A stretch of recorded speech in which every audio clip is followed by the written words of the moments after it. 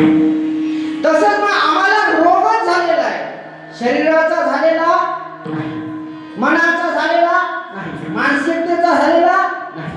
रोग कशा झालाय? संसार बंधनाचा रोग. आणि हा रोग कसा आहे? भवरोग आहे.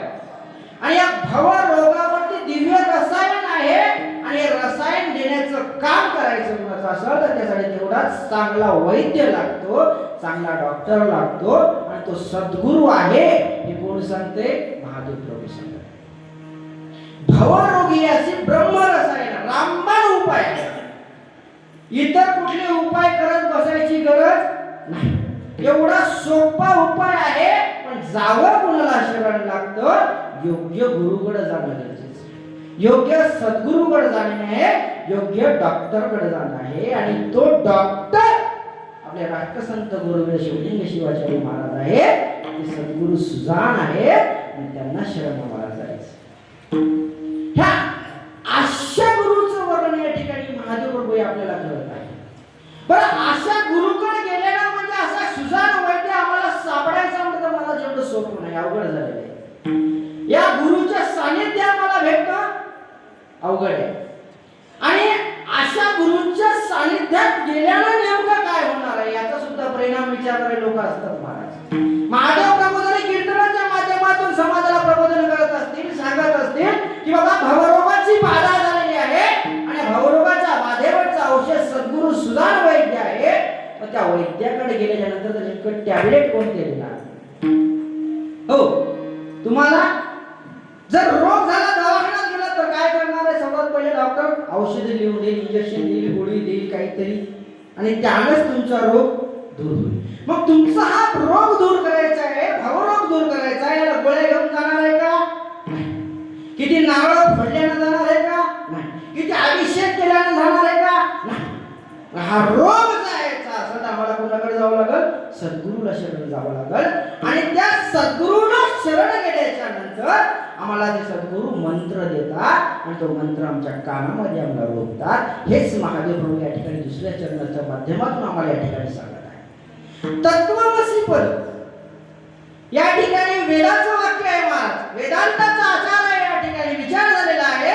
आणि महादेव प्रभू मला सांगत आहे तत्वमसी पद दावी येणे म्हणजे या सद्गुरूला मी शरण गेलो, आणि या सद्गुरूने मला तत्वमसी पदाची प्राप्ती करून देण्याचं काम मला मंत्र देऊन माझ्या श्रवणामध्ये, कानामध्ये माझ्या तो मंत्र दिला, आणि त्या मंत्रानुसार दिल्यामुळे मला तत्वमसी पदाची प्राप्ती या ठिकाणी सद्गुरूंनी करून दिलेली आहे.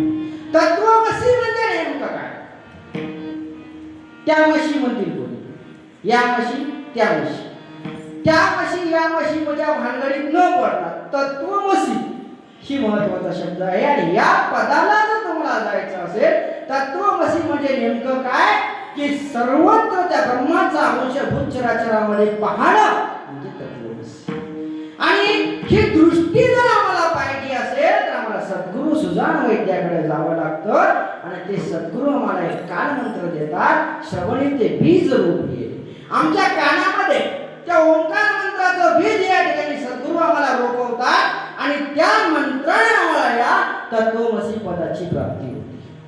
हे महादेव प्रभू आम्हाला दुसऱ्या चरणाच्या माध्यमातून या ठिकाणी सांगत आहे. तत्वमसी पद दावी येले म्हणजे श्रवणी ते बीज रोपी येले. बरं, ठीक आहे म्हणजे महाराज, हे बीज रोपलं, तत्वमसी पद तुम्हाला दाखवलं, तर याच्यापेक्षा याचा फायदा काय आहे?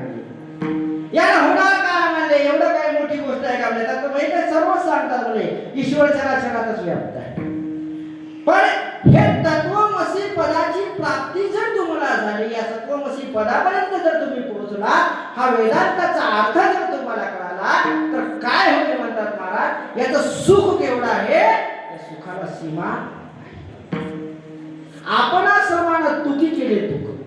ज्याप्रमाणे सद्गुरू सर्वांना समानतेची वागणूक देतात, ऊच नीच यादी कुत्र गोळ कुठलाही विचार न करता जीवाचं कल्याण करण्याचं काम या ठिकाणी सद्गुरू करत असतात. तोच उपदेश आम्हाला झाल्यामुळं, त्या पदाची प्राप्ती आम्हाला झाल्यामुळं त्यांच्या सारखं ते आम्हाला करून घेतात, आणि समदृष्टीने पाहण्याची दृष्टी हे संत आम्हाला या ठिकाणी देत असतात.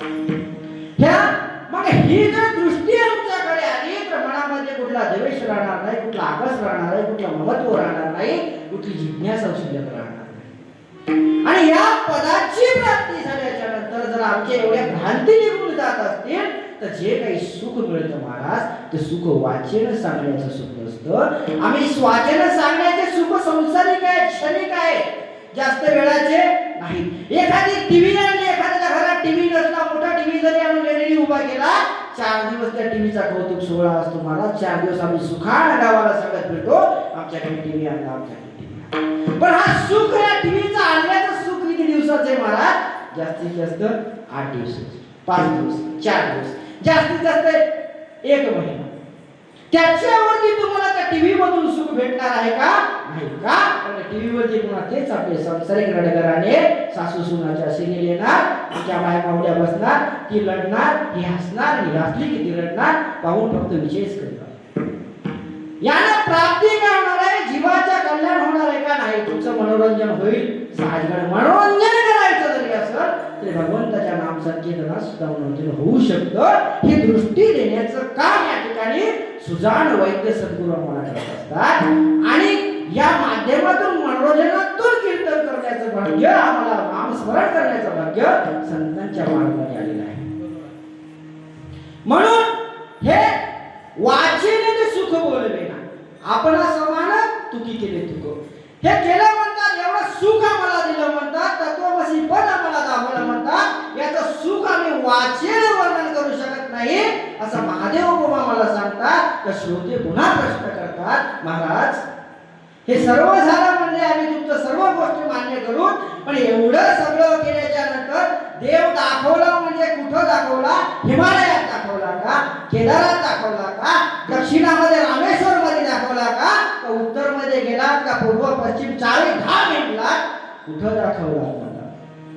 महादेव प्रभू या ठिकाणी सरळ सोप्या शब्दात आम्हाला सांगतात, महादेव म्हणे कोटी उपकार आणि करस्थळी शंकर. कुठं देश भ्रमण तीर्थाटन, कुठल्या मोठं उपास तापास एवढं न करता एकदम सोपं साधन आम्हाला सद्गुरूने दिलेलं आहे. आमच्या हृदयावरती आम्हाला लिंग दीक्षा दिलेली आहे, हृदयावरती आमच्या लिंग धारण केलेलं आहे आणि त्या लिंगाची पूजा आमच्या हातावरती करण्याचं भाग्य आम्हाला सद्गुरूंनी प्राप्त झालेलं आहे. आणि हा एवढा मोठा उपकार आहे, कोटी उपकार म्हणतात. सोपा आहे का? कोटी म्हणजे अनेक मोठा उपकार केला महाराज. कोटी हा शब्द संख्येने न घेता या ठिकाणी प्रकारासाठी वापरलेला आहे महाराज. आपण जर म्हणू कोटी म्हणजे एकक दशक शतक अशा संख्या जर भागत बसलो, त्याला गुणत बसलो, त्याचं सांख्यिकी वर्गीकरण करत बसलो तर हा कोटी उपकार महादेव प्रभूला सांगायचा नाहीये. का? कारण हे संत वचन आहे. संत वचन हे शब्दशः अर्थाने घ्यायचे नसतात. कोटी या शब्दाचा अर्थ आहे प्रकार. कोटी म्हणजे काय? प्रकार. तर सद्गुरूने हा कोटी प्रकार केलेला आहे, अनोखा प्रकार केलेला आहे. आणि आमचा असणारा परमेश्वर परमात्मा अखंड ब्रह्मांडाचा अधिपती भोळा शिवशंकर त्याला माझ्या करस्थळी म्हणजे माझ्या कुठं दिलेला आहे? तळ हातावर आणून ठेवलेला आहे. पिंड ब्रह्मांडाचा अधिपती तो माझ्या छातीत आहे, जवळ आहे, आमच्या सोबत आहे, 24 तास आहे. आणि त्याची पूजा करण्याचं भाग्य आम्हाला कोणी दिलेलं आहे? सद्गुरूने दिलेलं आहे. हा कोटी उपकार आहे आणि हा कोटी उपकार केल्यामुळं यामध्येच आम्हाला त्यांनी काय दाखवलेलं आहे? तत्वमसी पद दाखवलेलं आहे आणि याच्या उपासनेचा मंत्र आमच्या कानामध्ये रोवलेला आहे. आणि या मंत्राची उपासना करून आम्हाला या ठिकाणी आपल्या जीवाचं कल्याण करायचं आहे. असा या ठिकाणी सरळ सरळ साधा सोपा अभंगाचा भावार्थ होतो. तर या ठिकाणी महादेव प्रभूने आपल्याला जो काही अभंगाच्या माध्यमातून सद्गुरूचं महत्व महत्व आणि महिमा सांगितलेलं आहे यावरती आपण पुढे विस्तृत विवेचन करायचंच आहे. पण त्यापूर्वी सेवेला द्यावयाचा अल्पसा पण हे आता आपल्याकडे वेळ कमी आहे. कीर्तनाची वेळ आपली 9 ते 11 होती. जरी उशीर झाला असेल तरी एकदम वेगामध्ये फास्ट मध्ये आपली गाडी चालवून आपण आपल्या निश्चित वेळेतच या ठिकाणी सेवा पूर्ण करू.